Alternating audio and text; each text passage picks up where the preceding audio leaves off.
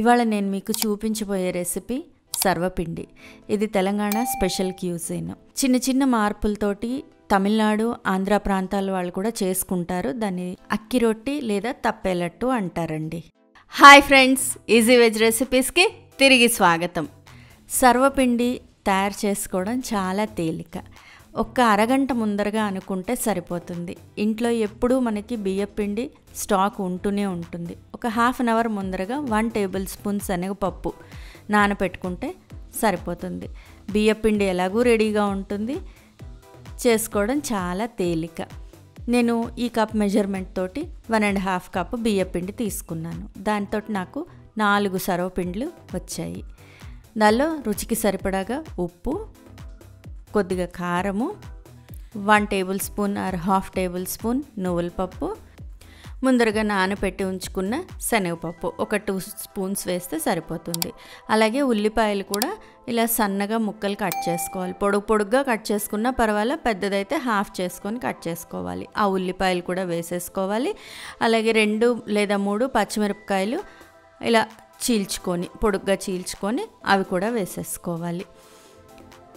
ఎర్రకారం అక్కర్లేదు, మనకి పచ్చిమిరపకాయ కారమే సరిపోతుంది అనుకుంటే ఉత్తి పచ్చిమిరపకాయలు వేస్తే సరిపోతుందండి. ఎర్రకారం వేయక్కర్లేదు, అది మన చాయిస్.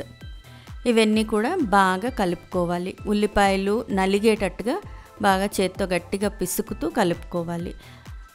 కరివేపాకు కొంచెం సన్నగా తరిగేసుకొని కరివేపాకు కూడా వేసేసుకొని మళ్ళీ ఒకసారి కలిపేయాలి. ఉల్లిపాయలు పచ్చిమిరపకాయలు వేయడం వల్ల కొంత తడి వస్తుంది. దాన్ని చూసుకుంటూ కొద్దిగా నీళ్లు వేసుకుంటూ మన చపాతీ పిండిలాగా పిండి రెడీ చేసుకోవాలి. మరి గట్టిగా ఎనపవలసిన అవసరం లేదండి. జస్ట్ ఊరికే అలాగా కలుపుకొని పిండి అంతా ఒక దగ్గరకు వచ్చి ముద్దలాగా తయారయ్యేటట్టుగా కలుపుకుంటే సరిపోతుంది. ఇలా పిండి రెడీ చేసుకొని పక్కన ఉంచుకోవాలి. ఈ తెలంగాణ ప్రాంతంలో సర్వపిండి చేయడానికిగా సపరేట్గా గిన్నెలు దొరుకుతాయండి. నా దగ్గర అలాంటివి లేవు.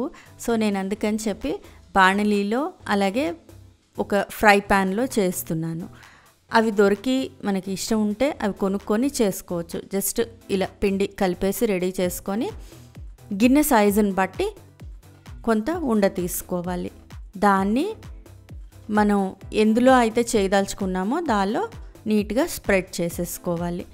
నూనె తీసుకొని ఫస్ట్ ఏ ప్యాన్లో మీరు చేయదలుచుకున్నారో ఆ ప్యాన్లో ముందర నూనె వేసేయండి. నేను ఈ ప్యాన్లో చేస్తున్నాను. సో దానిలో ముందర నూనె వేసేసి నూనె మొత్తం ప్యాన్ అంతా కూడా స్ప్రెడ్ చేసేయాలి. చేసిన తర్వాత కలిపి ఉంచుకున్న సర్వపిండి ముద్ద తీసి దీనిలో పెట్టి నీట్గా ప్రెస్ చేసుకుంటూ చక్కగా ప్యాన్ అంతా కూడా పిండిని స్ప్రెడ్ చేసుకోవాలి. ఇలా జాగ్రత్తగా ఈక్వల్గా యూనిఫామ్గా వచ్చేటట్టుగా స్ప్రెడ్ చేసుకోవాలి. ఇది ముందరే స్టవ్ మీద పెట్టాం. ముందు దీన్ని ప్యాన్లో రెడీ చేసుకున్న తర్వాత అప్పుడు స్టవ్ మీద పెడతాం. కొంతమంది దీనిలో సొరకాయ, ఆనపకాయ అంటారు కదా, దాన్ని తురిమి వేస్తారు. అలాగే అల్లం వెల్లుల్లి పేస్ట్ కూడా వేసుకుంటారు. అది నచ్చితే వేసుకోవచ్చు అల్లం వెల్లుల్లి పేస్ట్. నచ్చకపోతే ఆ స్మెల్ నచ్చకపోతే మాత్రం అవాయిడ్ చేయండి. నేను పెద్దగా ఇష్టపడను ఆ స్మెల్ దీనిలో, అందుకని వేయలేదు. ఇలా జాగ్రత్తగా నీట్గా యూనిఫామ్గా అంతా ఒకే మందంలో ఉండేటట్టుగా స్ప్రెడ్ చేసుకోవాలి. చేసుకున్న తర్వాత దీనికి మధ్యలో అక్కడక్కడ కన్నాలు చేసుకోవాలి. నీట్గా కాలాలి కదా, సో అలా ఒక 5-6 కన్నాలు చేసుకోవాలి. ఆ కన్నాల్లో కూడా కొద్దిగా నూనె వేయాలి. తప్పేలట్టు లేదా అక్కి రొట్టి అని చేసే వాటిని కూడా ఇలాగే చేస్తారు. బాగా అడుగు మందంగా ఉండే గిన్నె తీసుకొని చేస్తారు. సో ఇలా చేసి దీనిలో నూనె వేసేసి దీన్ని స్టవ్ మీద పెట్టి కాల్చుకోవాలి. స్టవ్ మీద పెట్టి వీలైనంత లో ఫ్లేమ్లో కాల్చాలండి, మూత పెట్టి. అప్పుడే చక్కగా లోపల దాకా కూడా కాలి బాగుంటుంది. తెలంగాణ ప్రాంతంలో ఇది ఒకప్పుడు మార్నింగ్ బ్రేక్ఫాస్ట్ లాగా తినేవాళ్ళట. చూడండి ఇలా మొత్తం కాలుతుంది. ఇలా కాలేదాకా కూడా ఒక 5-10 నిమిషాల పాటు లో ఫ్లేమ్లోనే కాల్చుకోవాలి.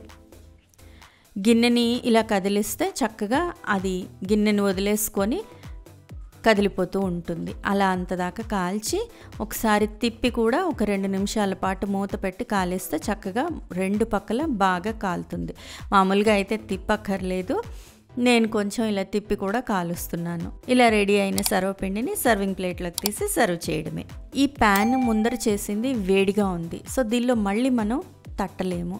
అందుకని చెప్పి ఇంకొక మూకుడు అంటే ఇలాంటి బాణలి తీసుకొని దీనిలో కూడా నూనె రాసి దీనిలో కూడా ఇలాగే స్ప్రెడ్ చేసి చేస్తున్నాను. ఇది కూడా సేమ్ ప్రొసీజర్, చేసేది సేమ్ ప్రొసీజర్, కానీ అది వేడిగా ఉంది కాబట్టి అది చల్లారేలోపు ఇంకొక దానిలో ఇంకోటి చేస్తున్నాను. ఇంతే, ఇదే ప్రొసీజర్లో మీ దగ్గర ఉండే 2-3 ప్యాన్లు రెడీగా పెట్టుకొని చేసేసుకోవచ్చు. సర్వపిండి రెడీ అయిపోతుంది.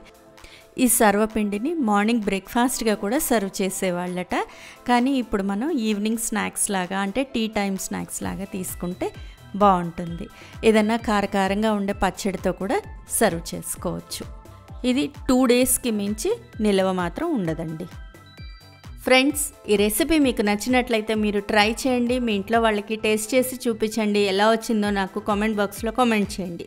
ఫ్రెండ్స్, ఈ వీడియో మీకు నచ్చినట్లయితే ప్లీజ్ లైక్ చేయండి, షేర్ చేయండి. ఛానల్ సబ్స్క్రైబ్ చేసుకొని వాళ్ళు ఛానల్ సబ్స్క్రైబ్ చేసుకోండి. ఆ బెల్ ఐకాన్ క్లిక్ చేయడం మాత్రం మర్చిపోకండి. మరో మంచి రెసిపీతో మళ్ళీ మీ ముందుంటాను. అంతవరకు సెలవు మరి, బాయ్.